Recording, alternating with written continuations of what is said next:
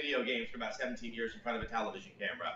But my purpose here today is for something I find to be far more exciting than anything like that. I'm joined with OtherSide Games. This is a group of very, very seasoned developers who are bringing back the Underworld franchise with Underworld Ascendant. And play the tutorial first. I played this last night, and get ready for some really weird shit. All right. So basically, mankind is vanished. So you over. They have a Doge? Yeah. This is it. What's this? Yeah, exactly. I'm trying to find the actual. COB is in NYC. That's right. Conan is in New York this week, so he's not going to stop by today. He did Stern this morning. Howard Stern, if you guys know. That's right. He's that guy who talks about like sex stuff. Boobs and cooties. Gentlemen. Hey. Paul, are you there? Yeah. I am here. Adam, you've gotten it. Background. I started this thing up and realized maybe it wasn't going. We're live now, in front of thousands. Now. Okay. As I was saying, guys, I'm Adam Sessler, very, very happy to be joining with OtherSide Games, a team of exceptionally seasoned developers who are working on Underworld Ascendant. It is a revival of the incredibly classic Ultima Underworld franchise that really kind of set the stage for a style of game that we're very familiar with now, kind of an open-ended, play it as you want style of game. They have a Kickstarter that's going on that we're obviously encouraging all of you to donate to so this game can come to fruition. But what's more exciting is many of the people joining us that are with OtherSide and some of our special guests have worked on yet another classic game of that genre, and that is the much beloved game from Looking Glass Studios, System Shock 2. Right now we are joined by Paul Neurath. He is the founder of OtherSide Games. Paul, if you wouldn't mind just giving me a quick sense of who you are now and who you were when Looking Glass and Irrational were working on System Shock 2. It's a very philosophical question. I founded Blue Sky, which developed the original Underworlds, and then that studio morphed into Looking Glass, where we did System Shock and System Shock 2 with Irrational, as well as Thief and some other pretty good games. And then fast forward a few years, we just started up OtherSide Entertainment to bring the Underworld franchise back to a whole new audience. All right. Well, there you go. That is Paul. Paul, who's sitting next to you there? Or do you have anybody accompanying you right now over there at OtherSide? In fact, I am not alone. So next to me is Tim Stelmach. I'll let him introduce himself. Sure. Hi.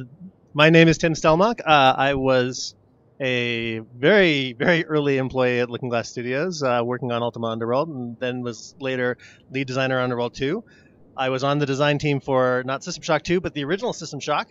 And so System Shock 2 was actually, I think, the first Looking Glass action adventure game that I got to play without having developed it, which was a delight. And I am currently a lead designer here at OtherSide Entertainment, working on Underworld Ascendant. All right.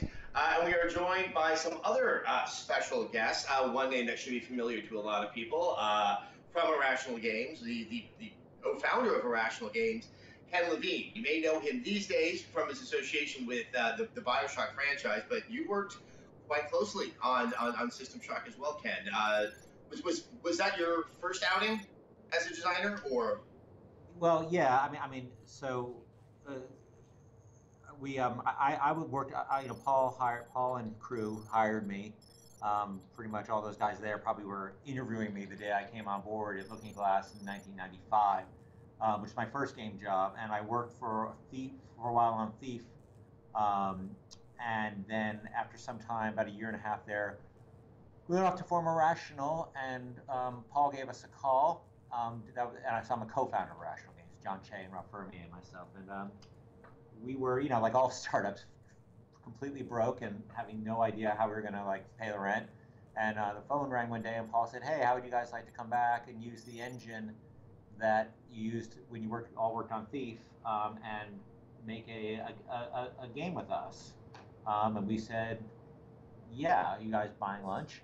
And they were buying lunch, and it was also it turned into an opportunity to work on, to me, the sequel to probably my favorite at the time, my favorite game of all time, which was System Shock 1. And both Underworld and System Shock were incredibly influential to me as a gamer at the time, hugely influential. And another gentleman who's joining us is someone who I know you used to work with, Ken. It's Steve Rayner from Fulbright Studios, excuse me, Fulbright Company. I always get that wrong. Best known right now for Gone Home. But Steve, despite just working with Ken, you play System Shock a lot, I gather. Talking to one of our mutual friends.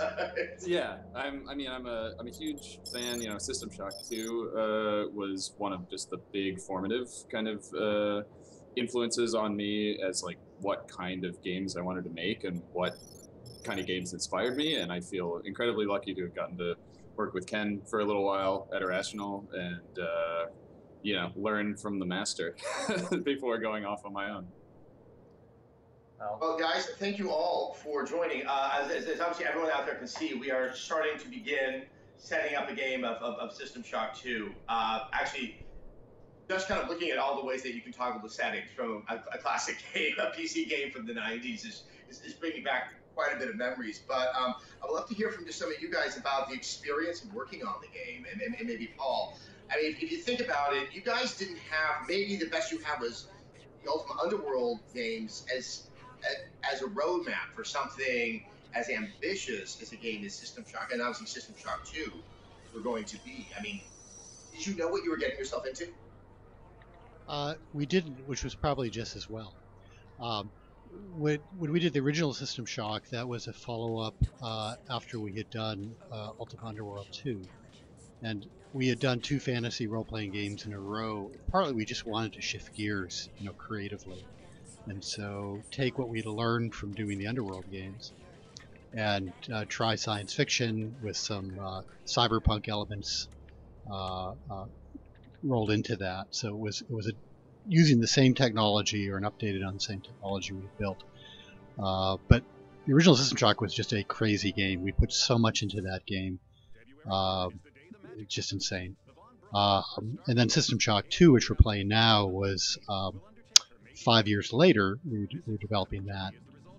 So it was quite a bit later, and then we were using a new generation engine at that time, the Thief engine. And we'd learned more about technology and what to do with it.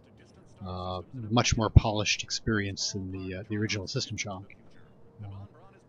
Yep. I was going to say that's a very interesting point, because obviously to be able to have a game that offered that much for the player to sort of do and make their own decisions about how to play the game, there's a huge burden on the technical to be able to support that. But then obviously Paul, Ken, and Tim, how do you start to, just from a design standpoint, start to anticipate what you want the player to do, and knowing that that will actually be successful and an entertaining experience? I mean, that seems even more like a great unknown. Yeah, that's very true, and it actually gets into part of our process at Looking Glass, which has a lot to do with how System Shock 2 came out of the work that we'd been doing on Thief. It was always a very iterative process, and we were keenly aware that any plan does not survive contact with the enemy. So we were really focused on creating data-driven tools for development that we could use to be very, very agile in the course of development and pursue ideas as they suggested themselves. Having your first playable game, you always get ideas that are suggested by that never would have occurred to you before. So we had very flexible tools, and in fact, as a consequence of that, when System Shock 2 was in early development, it actually ran on the same executable for a while that we were using on Thief, with just a different data set. Obviously, that would branch later in the course of development. But really the short answer, and one of the keys to development, is you can't really know everything ahead of time if you want to be able to really use the best ideas as the project develops. I mean, that sounds both exhilarating and terrifying. I mean, and I mean, what was it like? Like, okay, I think I know what we want to do. We just don't know how we're going to get there. Yeah, so it was interesting because we had worked on, John and Rob and I had worked on Thief, and Thief at the time, the engine for Thief was an engine that that Looking Glass had developed internally, and it wasn't finished. And it was, it wasn't like we were using Unreal, and it was, a commercial product. It was in fairly no games had shipped on it yet, and it also, like Tim said, did some things better, data-driven stuff, and did some things worse. Like it wasn't the fastest rendering engine in the world out there, like compared to a Quake or something at the time. And so we made certain decisions early on about, and looking at, so that was a limitation to some degree, but we actually decided that, when we pitched the game to Paul and talked to Paul about it, that we would try to embrace that. And the way we were going to embrace that was to go for a much more survival horror feel, so a slower paced feel with much more limited, limited ammunition, limited, the infamous gun deterioration system, which some people loved and some people absolutely despised. So there was Twitter back then. I would have heard a lot about it. But also, combining really first-person shooting and RPGs, because we knew we needed to have a selling point that couldn't lean 100% on shooting, because we weren't fully competitive with an engine like Quake, a super fast engine like Quake. But we could put lots of objects in there, and those objects have relatively deep data properties. And but we did make changes to the engine, like for instance, Thief. Thief was a software engine. Most people probably don't remember what such a thing is anymore, but it ran entirely on the processor Paul, do you want to talk about software engine? You probably have a better you came from software engines originally, so you probably have a much better understanding of them. Yeah, back in the day when I was actually still coding, I wrote software engines. Just one word: slow or sluggish. I guess take your pick. Yeah, we struggled at times to get really good performance out of the engines, and particularly the hardware at that time. But we would just push it as hard as we could. We weren't so much concerned that you needed a pretty powerful PC for that era in order to get a smooth experience. It was more about how far can we push this, and we kind of had an eye out to, well, a year after the game is released, it'll actually be enough PCs out there that can run it decently. And of course, today when you play it, it's wonderfully smooth. We decided to make some change, because Thief had no colored lighting, and it was a software engine. We felt needed lighting, as you can see probably from the images you're seeing, that color lighting was really critical to making the look of System Shock 2 work. In fact, some of the levels are entirely white, but you can't tell that because instead of coloring the textures, we colored the lighting. And a lot of what you're seeing is not actually coming out of texture, it's coming out of lighting. But that meant we had to be hardware only, which limited the number of PCs out there we could sell to. So I think we talked to EA and sort of Paul went to EA, and I assume you had to bend some arms over there and have them be okay with essentially limiting the market. And but I think it's why the game holds up visually more than some games for that period, because we made such a strong choice to really embrace that aspect of the engine. But we basically, Sean Barrett had to go back and rewrite, the engine a lot to accommodate this. Steve, I think you're the one who's playing the game the most right now. I mean, I think that really makes a statement that there is a lot about this game that is held up. I mean, I'm just kind of going back and watching this now. The depth of the design and that kind of okay, I'm gonna get myself really lost in it is coming back to me. But I'd love to hear sort of your thoughts about what about this game still holds up now and really seems to capture your imagination. I think that there are, there's certain games that are fortunate to kind of be timeless in a lot of ways. I mean, you go back and play System Shock 2 and especially System Shock 1, and there are things that are, let's say, less accessible about them to a modern gamer than when they came out. But I mean, something that I think speaks volumes is the fact that there's been players modding the games ever since they were first released to make them more accessible and more playable, because they believe people in the modern day want to be able to experience these games, even though System Shock 1, if you just try to install it out of the box, you're not going to be able to run it. It doesn't have mouse look and stuff.